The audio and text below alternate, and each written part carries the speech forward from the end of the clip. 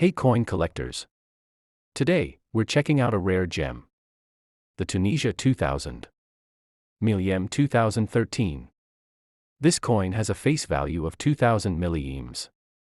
On the front, it features, insert obverse design, e.g. national emblem or figure, and on the back, insert reverse design, e.g. traditional motif or map. It's not commonly found in circulation, making it a favorite for collectors. Depending on its condition, this coin can be quite valuable and a true treasure for any rare coin collection. If you enjoyed this look at the Tunisia 2000 Milliemes 2013, don't forget to like, subscribe, and share to support our channel, Rare Coins and Lost Antiques. If you want, I can fill in the exact obverse and reverse designs, so it's fully ready to post without edits. Do you want me to do that?